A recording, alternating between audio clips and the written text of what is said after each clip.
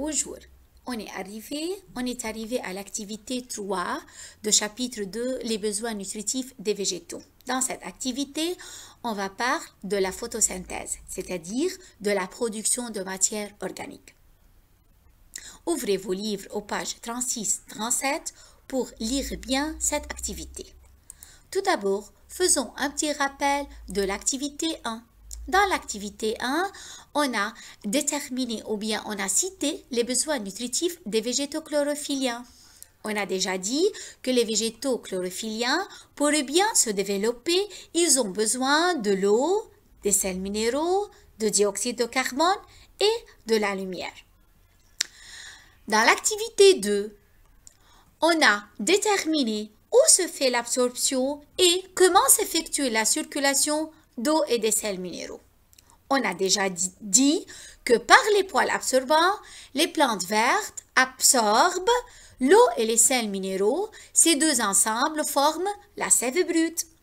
Cette sève brute circule à travers les vaisseaux conducteurs des racines vers les tiges pour arriver aux feuilles, suivant un trajet dit ascendant, c'est-à-dire montant, c'est-à-dire de bas vers le haut. Mais maintenant, dans cette activité, on va savoir où se fait la production de matière organique, c'est-à-dire où se fait la photosynthèse. La photosynthèse s'effectue dans la feuille verte. Mais comment se fait la photosynthèse? Comment se fait la production de matière organique? Tout d'abord, la feuille verte absorbe le dioxyde de carbone qui se trouve dans l'air. Dans la feuille verte, à présence de la lumière, le dioxyde de carbone ainsi absorbé, les sels minéraux et l'eau, c'est-à-dire la sève brute, tous ensemble sont transformés en matière organique et en gaz. Cette transformation est la photosynthèse. Donc, la photosynthèse se fait dans la feuille verte et après la photosynthèse, il y en a formation d'une matière organique et un dégagement de gaz. Quelle est la nature de matière organique ainsi formée? Pour cela, on apporte une feuille verte. En présence de l'eau iodée, on obtient une coloration bleu foncé. Regardez bien, l'eau iodée de couleur jaune brunâtre. Sa couleur change et devient bleu foncé. N'oubliez pas, dans les années précédentes, on a dit que l'eau iodée en présence de l'amidon, l'eau iodée change de couleur et devient bleu foncé. Donc, la matière organique ainsi formée après la photosynthèse s'agit de l'amidon. Et donc, la feuille verte contient de l'amidon. Voyons ensemble l'expérience de l'eau iodée. Que faut-il faire? Que faut-il faire pour tester la présence de l'amidon? On a besoin de lumière, d'une feuille verte, d'alcool chaud et eau iodée. Quel est le déroulement expérimental? Voyons ensemble. Tout d'abord, plongez la feuille verte dans l'eau bouillante pour tuer les cellules vivantes.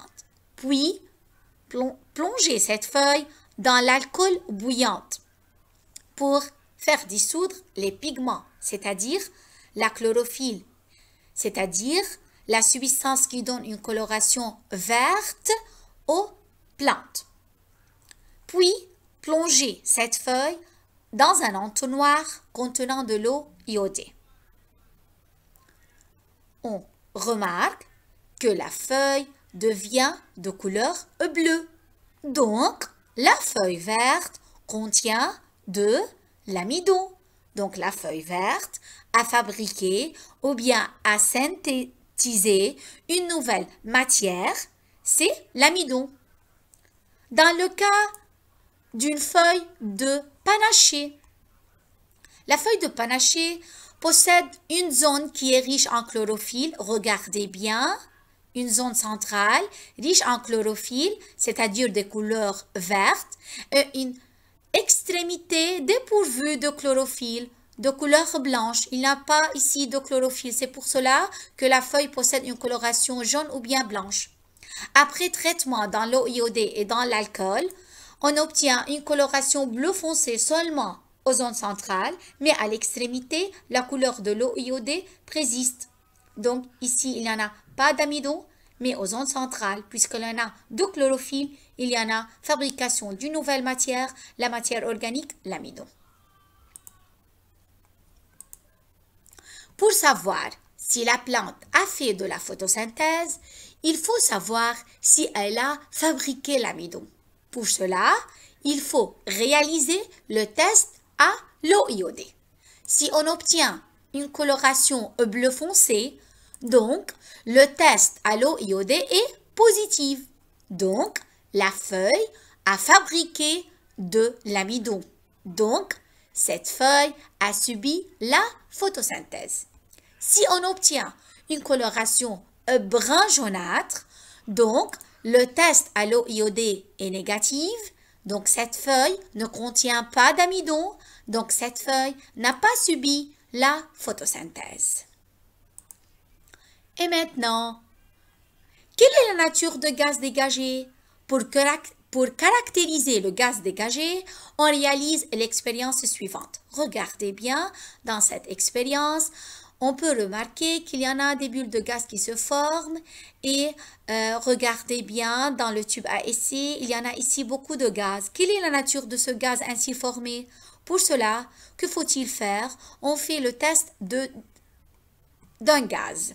On approche une baguette qui est enflammée, puis atteinte de tube de dégagement. On remarque que cette baguette se rallume de nouveau. Donc, le gaz formé après la photosynthèse s'agit de dioxygène. Ce test-là s'appelle test de dioxygène. Regardez bien cette image. En présence de la lumière, le gaz carbonique est absorbé par la feuille. S'unissent ou bien rencontrent la sève brute dans la feuille, ok, et subit ainsi, cette feuille subit la photosynthèse. Il y en a un dégagement de sève élaborée. Regardez bien la sève élaborée. Ce sont des flèches qui sont de couleur vert et un dégagement de dioxygène. Donc, la matière organique fabriquée par la feuille est distribuée à toutes les parties de la plante verte sous forme de liquide. Cette liquide s'appelle la sève élaborée. De même, la sève élaborée circule dans des vaisseaux conducteurs des feuilles aux différentes parties des organes, suivant un trajet dit trajet descendant, c'est-à-dire de haut vers le bas. Ok? Voyons ensemble l'équation de la photosynthèse. Tout d'abord, la sève brute s'unit avec le dioxyde de carbone en présence de la lumière. Cette sève brute est transformée en sève élaborée, qui est l'amidon, et il y en a un dégagement de dioxygène. C'est pour cela qu'on dit que les plantes vertes sont nécessaires à la respiration, car il y a un dégagement de dioxygène. L'excès de matière organique s'accumule dans des organes de stockage ou bien dans les fruits, comme dans le cas de pommiers, ou bien dans des tubercules, comme dans le cas d'une plante de pomme de terre. Ok? La matière organique est utilisée par la plante pour la croissance ou bien pour le développement. Mais l'excès de matière organique s'accumule ici, ou bien dans des fruits, ou bien dans des tubercules, ou bien dans des gras. Et merci, à bientôt.